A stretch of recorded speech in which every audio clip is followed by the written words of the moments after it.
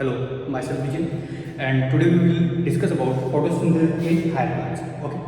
अब photosynthesis in higher plants जो ये चैप्टर है ये हमारे क्लास 11th में दे रखा है, प्लांट फिजिक्स के अंदर आता है और काफ़ी कंसेप्चुअल चैप्टर है और काफ़ी अच्छे इसमें क्वेश्चंस भी यहाँ पर बनते हैं। अब इस चैप्टर को स्टार्ट करने से पहले सबसे पहले हम इसकी हेडिंग को समझते हैं, क्योंकि भाई जैसे हम चैप्टर खोलते हैं सबसे पहले हेडिंग आती नहीं आती सामने, तो सबसे पहले हम यहाँ पर हेडिंग को समझने की यहाँ पर कोशिश करते हैं और हेडिंग यहाँ पर क्या है। अब हेडिंग में क्या है, फोटोसिंथेसिस इन हायर प्लांट्स। अब फोटोसिंथेसिस सबसे पहले इस वर्ड को समझते हैं। फोटोसिंथेसिस ये खुद वर्ड जो है दो चीजों से मिलकर बना हुआ है, फोटो और सिंथेसिस। अब फोटो का मतलब क्या होता है, लाइट, और सिंथेसिस का मतलब क्या होता है, टू फॉर्म समथिंग। फोटो का मतलब यहाँ पर क्या हो गया, लाइट, और सिंथेसिस का मतलब यहाँ पर क्या हो गया, टू फॉर्म समथिंग। बहुत अच्छी बात है। इसका मतलब to form something from light, light की मदद से कुछ बनाना है। अब क्या बनाना है, यहाँ पर हम बनाएंगे एक एनर्जी रिच मॉलिक्यूल जिसको हम क्या बोलेंगे, ग्लूकोज। इसका मतलब to form something from light, something क्या है यहाँ पर, glucose. We are forming glucose molecule by using the energy of light, is called photosynthesis. अब इसकी एक छोटी सी प्यारी सी डेफिनेशन है, वो क्या है डेफिनेशन हमने पढ़ रखी है, एक बार रिपीट कर देता हूँ और यहाँ पर लिखेंगे भी। It is a process in which green plants, algae and some bacteria form glucose molecule, water and evolve oxygen in the environment by using light energy in the presence of chlorophyll by using inorganic carbon dioxide and water molecule। एक बार यहाँ पर लिख देते हैं, वापस समझने की कोशिश करेंगे। फोटोसिंथेसिस क्या है, it is a process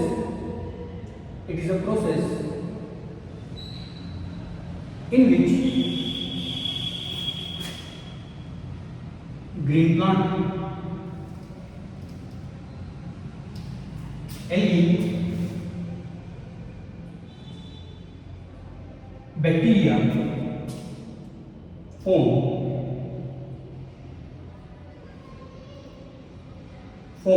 glucose, water, evolve oxygen in the environment by using CO2, water, light and chlorophyll। इसकी एक रिएक्शन भी है, वो यहाँ पर समझ लेते हैं। 6CO2 12H2 in the presence of light and chlorophyll give glucose molecule, water and evolve oxygen। ठीक, तो यहाँ पर फोटोसिंथेसिस का मतलब क्या हो गया, ये एक प्रोसेस है, it is a process in which green plants, algae और बैक्टीरिया, अब ये सब क्या करते हैं, ये सब ग्लूकोज का फॉर्मेशन करते हैं, वाटर का फॉर्मेशन करते हैं और इन्वायरमेंट के अंदर ऑक्सीजन को क्या करते हैं, इवॉल्व करते हैं। किसकी मदद से, कि क्या चीज को यूज करके, कार्बन डाइऑक्साइड का यूज करके, वाटर का यूज करके, in the presence of light, sunlight and chlorophyll. Reaction आपके सामने है, कार्बन डाइऑक्साइड ले लिए, कितने 6 मॉलिक्यूल कार्बन डाइऑक्साइड के लिए, 12 मॉलिक्यूल वाटर के लिए, सनलाइट की प्रेजेंस में और क्लोरोफिल पिगमेंट की प्रेजेंस में, वो इन दोनों को कन्वर्ट कर देते हैं इसमें ग्लूकोज के अंदर, और ग्लूकोज के अंदर और साथ में क्या बनाते हैं, 6 वाटर मॉलिक्यूल और 6 ऑक्सीजन मॉलिक्यूल को क्या कर देते हैं, एनवायरमेंट में इवॉल्व कर देते हैं। ये मतलब होता है इसका फोटोसिंथेसिस का। ठीक है सर, हमको समझ में आ गया। फोटोसिंथेसिस का मतलब क्या होता है कि भाई कोई भी ग्रीन प्लांट हो गया, वो कार्बन डाइऑक्साइड का यूज करता है, वाटर का यूज करता है, सनलाइट की प्रेजेंस में और क्लोरोफिल पिगमेंट की प्रेजेंस में, और उससे एक एनर्जी रिच कंपाउंड बना देता है जिसे क्या बोलते हैं, ग्लूकोज, और साथ में वाटर मॉलिक्यूल बनते हैं और ऑक्सीजन मॉलिक्यूल भी इवॉल्व होते हैं। सर बहुत अच्छा समझ में आया, लेकिन अब हमें समझना है दूसरा पार्ट, इन हायर प्लांट्स। हमें जो फोटोसिंथेसिस पढ़ेंगे इस चैप्टर के अंदर, वो किसमें पढ़ेंगे, हायर प्लांट्स में पढ़ेंगे। सर हायर प्लांट्स क्या होते हैं, क्या लोअर प्लांट्स के होते हैं? बिल्कुल। जब हम प्लांट किंगडम पढ़ते हैं, प्लांट किंगडम के अंदर, किंगडम प्लांट के अंदर हमारे पास 5 डिवीजन होते हैं। किंगडम प्लांट हो गया, उसके फर्दर 5 डिवीजन होंगे। कौन कौन से, एल्गी, ब्रायोफाइट, टेरिडोफाइट, जिम्नोस्पर्म और एंजियोस्पर्म। ठीक है, अब इसमें जो नीचे के ये दो हैं, एल्गी और ब्रायोफाइट, ये दोनों आते हैं हमारे किसमें, लोअर प्लांट में, और ऊपर के जो 3 हो गए, लास्ट के 3 वो आते हैं हमारे किसमें, हायर प्लांट्स में। इनके अंदर हम क्या पढ़ेंगे, फोटोसिंथेसिस पढ़ेंगे। सर इनको हायर प्लांट्स क्यों बोलते हैं, वो भी समझ लो। भाई हम हेडिंग को समझ रहे थे ना, तो सबसे पहले हम यहाँ पर हायर प्लांट्स क्या है वो समझ रहे हैं।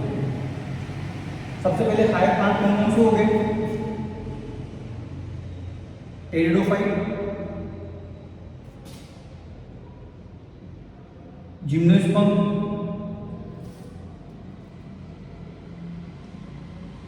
एंजियोस्पर्म। ये तीन क्या है? Higher plant. सर ये हायर प्लांट क्यों है? हायर प्लांट क्यों है? क्योंकि इनके पास क्या है? फ्लू रूट,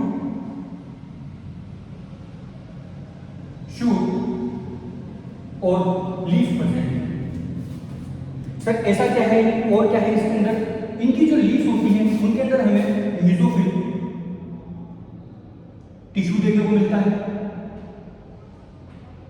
और स्टोमेटा देखने को मिलते हैं और वेस्कुलर बंडल देखने को मिलते हैं। सर इनके पास ट्रू रूट, शूट और स्टेम होती है, इनके पास मेसोफिल टिश्यू होते हैं इनके लीव्स में, और इनकी लीव्स में स्टोमेटा प्रेजेंट होते हैं, और इनके पास क्या होते हैं? वेस्कुलर बंडल्स होते हैं, जाइलम फ्लोएम वगैरह। इसलिए हम इनको क्या बोलते हैं? हायर प्लांट्स बोलते हैं। तो सर हमें हेडिंग तो समझ में आ गई, फोटोसिंथेसिस इन हायर प्लांट। इसका मतलब ये जो फोटोसिंथेसिस इन हायर प्लांट्स का मतलब ये हो गया कि जो फोटोसिंथेसिस मतलब ये जो रिएक्शन चल रही है वो हमें किस में पढ़नी है? हायर प्लांट्स के अंदर पढ़नी है, मतलब टेरिडोफाइट, जिम्नोस्पर्म और एंजियोस्पर्म के अंदर पढ़नी है। ठीक है, अब ठीक है, ये तो हो गया इंट्रोडक्शन। अब हम चलते हैं, ये जो रिएक्शन है, ये जो केमिकल रिएक्शन लिखी है, इसको थोड़ा हम डिटेल में समझने की कोशिश करते हैं।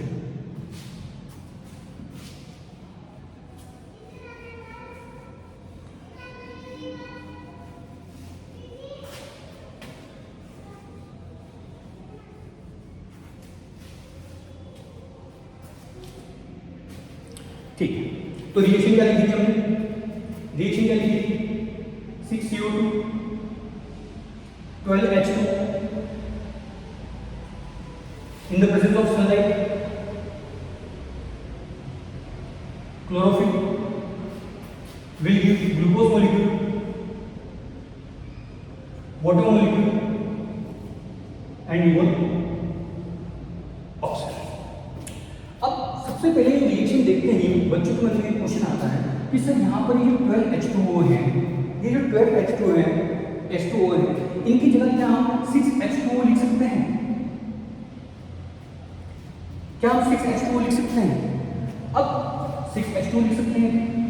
अगर हम देखें इसको, अगर हम यहाँ पर 6H2O लिख देते हैं और यहाँ की 6H2O हटा देते हैं, तो क्या ये रिएक्शन जो केमिकली बैलेंस रहेगी? क्या इम्बैलेंस हो जाएगी? मतलब बैलेंस खराब हो जाएगा इसका?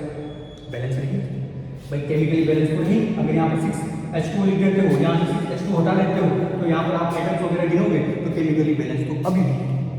लेकिन केमिकली बैलेंस होने का मतलब ये नहीं है कि वो यहाँ पर मेटाबॉलिकली भी वो क्या रहेगी? सही रहेगी, करेक्ट रहेगी। क्योंकि अगर हम मेटाबॉलिक पाथ को अगर हम चेक करेंगे, अभी हम आगे रिएक्शन पढ़ेंगे, तो हमें समझ में आएगा कि इतना सिंपल भी नहीं है जितना लिखा हुआ है।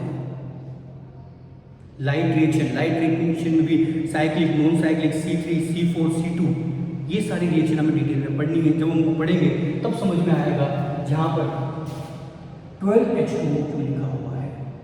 लेकिन फिर भी अगर यहाँ पर भी इस लेवल पे भी हम समझने की कोशिश करें बिना वो साइकिल वगैरह जाने, तो हम इतना सा समझ सकते हैं कि यहाँ पर ये जो 6H2O जो यहाँ पर इवॉल्व हो रहे हैं, ये जो 6H2O यहाँ पर इवॉल्व हो रहे हैं, वो जो ऑक्सीजन इवॉल्व हो रहे हैं वो इस वाटर के लिए हैं। अगर यहाँ पर आप 12 की जगह 6 कर दोगे, 12 की जगह 6 और 6 ऑक्सीजन मॉलिक्यूल कर दोगे, तो यहाँ पर ये जो 12 ऑक्सीजन के मॉलिक्यूल है वो कैसे इवॉल्व होंगे? समझे बात को? इस वजह से यहाँ पर क्या रखेंगे? 12H2O रखेंगे। अभी हम रेडॉक्स रिएक्शन में और इंपॉर्टेंट समझेंगे इसकी, लेकिन अभी के लिए हम ये समझ सकते हैं कि यहाँ पर 12H2O क्यों यूज करना पड़ रहा है? क्योंकि इस जो वाटर मॉलिक्यूल है, इस वाटर मॉलिक्यूल का यहाँ पर क्या होगा? इस वाटर मॉलिक्यूल का यहाँ पर क्या होगा? इस वाटर मॉलिक्यूल का यहाँ पर क्या होगा? ऑक्सीडेशन होगा, और ऑक्सीडेशन होके ही यहाँ पर क्या हो रहा है? ये ऑक्सीजन यहाँ पर इवॉल्व हो रही है। ओके, इतना समझ में आता है हमको? ठीक है। अब यहाँ पर इसका ऑक्सीडेशन हो रहा है, ठीक है, इतना समझ में आ गया। और ये जो कार्बन डाइऑक्साइड है इसका क्या हो रहा है? रिडक्शन हो रहा है। इसका यहाँ पर क्या हो रहा है, रिडक्शन हो रहा है। देख लो भैया, जो कार्बन डाइऑक्साइड है इसमें क्या होंगे, बहुत ज़्यादा हाइड्रोजन आके ऐड हो गए, यहाँ पर क्या हो गया, इसका रिडक्शन हो गया, और यहाँ पर जो वाटर मोलिक्यूल उसका क्या हो गया, यहाँ पर ऑक्सीडेशन। ठीक है, और क्या समझ सकते हैं इस रिएक्शन से, हम इस रिएक्शन से पहले हम ये समझ सकते हैं कि ये क्या है, एंडरगोनिक रिएक्शन। एंडरगोनिक रिएक्शन का मतलब क्या हो गया, ये एनर्जी कंज्यूमिंग रिएक्शन। एनर्जी कैसे कंज्यूम कर रही है, लाइट एनर्जी को यूज कर रही है, नहीं कर रही, लाइट एनर्जी को किसमें कन्वर्ट कर रही है, ये केमिकल एनर्जी में कन्वर्ट कर रही है। तो एक को नाम आ गया, ये एक फिजियोकेमिकल रिएक्शन है।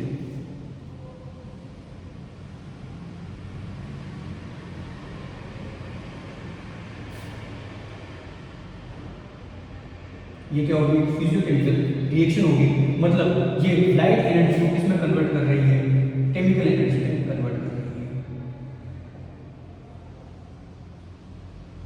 केमिकल एनर्जी ग्लूकोज में कन्वर्ट कर रही है।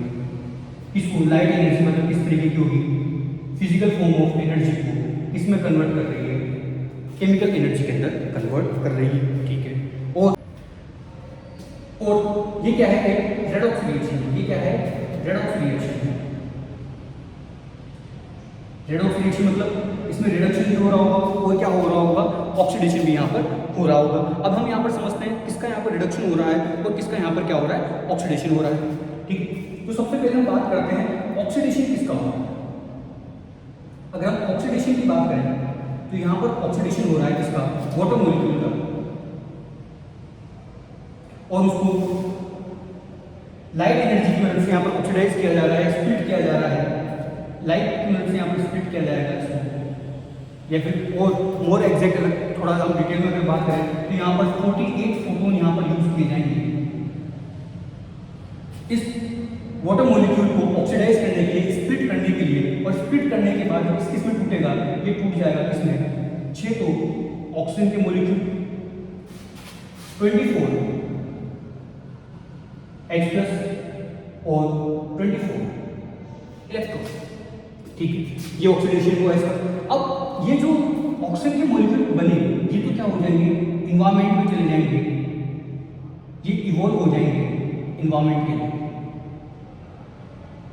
ये इवॉल्व हो जाएंगे और ऑक्सीजन का लेवल क्या बढ़ाएंगे, इन्वायरमेंट में इंक्रीज करेंगे। ठीक है, और उसमें जो 24H प्लस है ये क्या करेंगे, आगे हम समझेंगे। ये जो 24H प्लस है ये ग्रेडियंट बनाएंगे और क्या बनाएंगे, इवेंचुअली एटीपी का फॉर्मेशन करेंगे। इसका फॉर्मेशन करेंगे, एटीपी का फॉर्मेशन करेंगे। और ये जो 24 इलेक्ट्रॉन है ये क्या करेंगे, NADP प्लस को कन्वर्ट कर देंगे NADPH